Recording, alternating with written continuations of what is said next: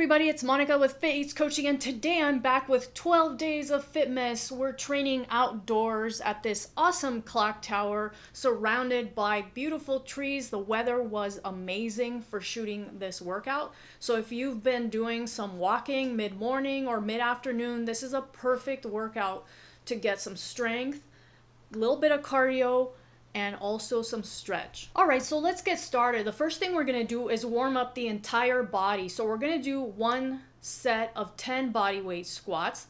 Notice how I have a band hanging over my shoulders because we're going to use that later on for upper body stuff. All you need to do on this is 8 to 10 basic squats followed by 8 to 10 step-ups.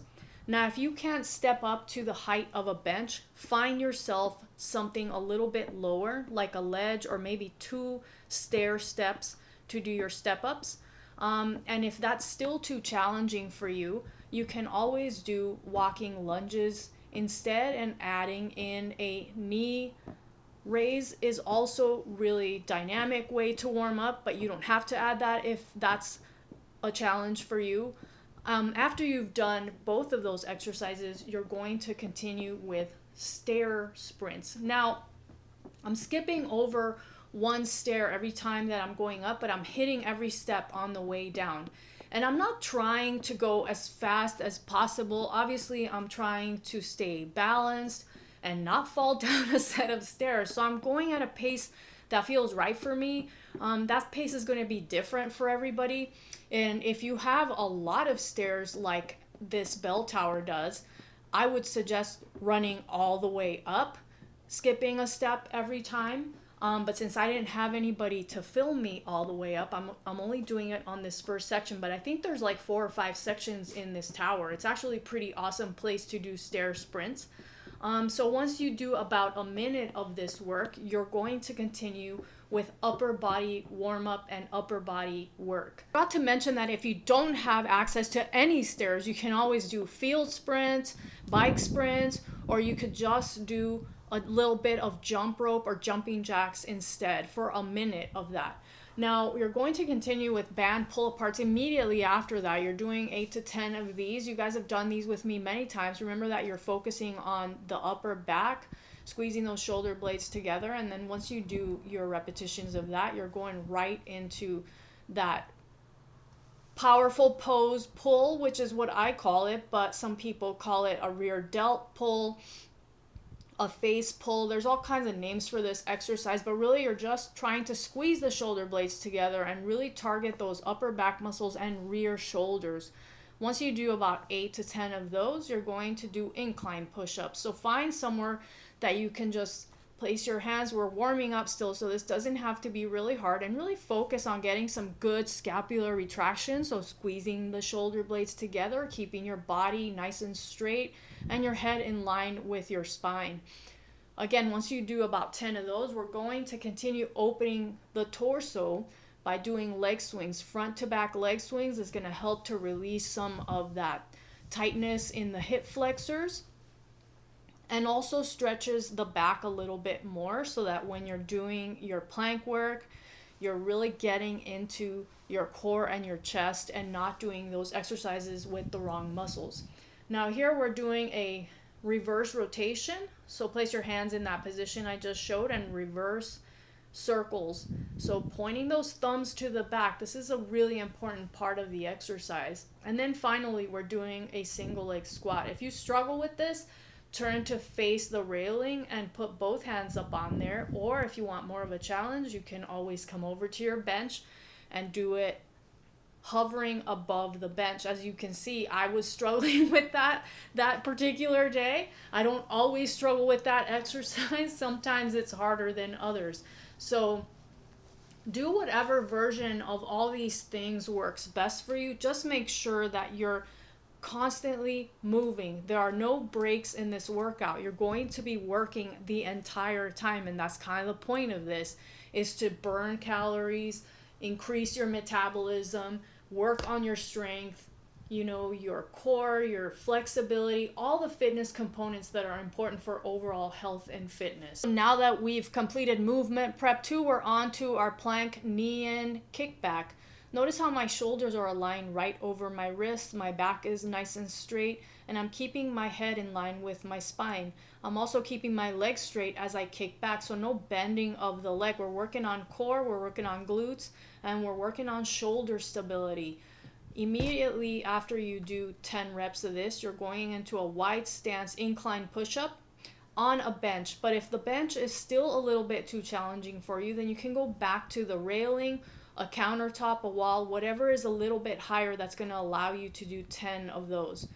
Right after that, we're going back to a knee in kickback, but this time we're just on the balls of the feet. We're not doing any press work, and we're working more on just calves, glutes, and core. So you're going to do about 8 to 10 on each side. And notice how this is really similar to a leg swing, and it helps to open up the entire torso. So be really careful with this, that you're keeping your abdominals engaged and not allowing your back to overarch on this exercise. Now right away you're going into a reverse lunge, step up with abduction. So that's just the side kick part of the exercise. And notice how the working leg is the one that is closest to the bench. That is the working leg on the reverse lunge. It is the working leg on the step up. But once you kick out to the side, then you're working your opposite glute. Now, if this is too much, you can always eliminate the step up portion and just do a reverse lunge with side kick. You could even incorporate band work into this if you have booty bands. So again, the point of this workout is to just keep moving. So if you need to adjust an exercise, if you need to switch the order of your exercises, make something easier, or even make something more challenging, it's all good as long as you keep working and not take breaks. So this is a continuous work circuit, and you're basically challenging yourself to keep moving for a set amount of time, which you'll see at the end of the video what that amount of time is. And this is going to help increase your muscular and cardiovascular endurance. Once you're finished with your reverse lunge, step up, side kick, you're going to continue with a bench dip and a core kick. So you're going to have a seat on your bench. You're going to lower your lower body down, and then you're going to kick and tap your foot with your opposite hand. Now, if having your one hand off of the bench is too hard, you can always leave that there and just work on the kick portion. But definitely try to get to the point where you can actually release one hand off the bench. Try to keep your backside as close to the edge of the bench as possible so you don't put pressure on your knees or on your shoulders. All right, so after this exercise, you're going to do 3 more exercises of your choice for the last 2 minutes of this workout. It could be any exercises from this entire video. I chose to do more stair sprints, and as you can see, I'm doing the entire stairway. This was really difficult to film. So I wasn't really sprinting, I actually was just walking down. And as you're going to see in a little bit, I actually walked up instead of sprint up because I was afraid I was going to fall on my face and break my phone. But I am skipping a step every time, and I was hanging on to the rail with one hand, holding my camera with the other hand, and trying to look at the stairs and the camera at the same time. So that was a really fun time. I think I did a couple more rounds of this. And then I did 2 more exercises. So for me, I chose lunges, which I think are amazing for boosting metabolism and just strengthening the entire lower body. And if you're adding a knee drive, then you're working the core a little bit more. It's a really great exercise too if you struggle with balance and you need to work on your balance. So I did a couple more rounds just going back and forth between these 2 pillars right here. I'm not really sure how many repetitions. At one point I was just kind of filming and seeing what I could do in a 10-minute span. So you're, like I said, you're free to pick whatever exercises that you think are going to work best for you.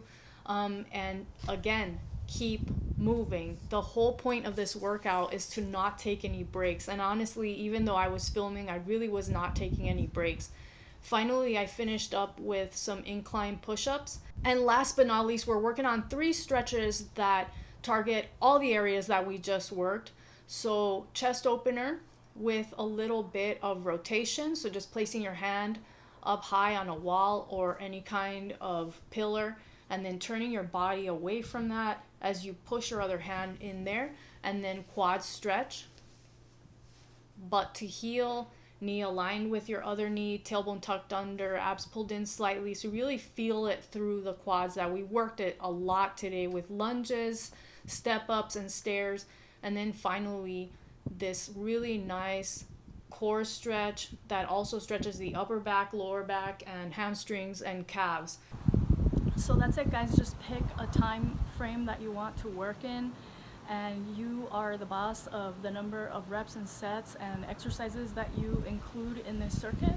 I hope you've enjoyed this video. I will be back with more 12 days of fitness to help you stay fit and healthy during the busy holiday season. Thanks so much for watching.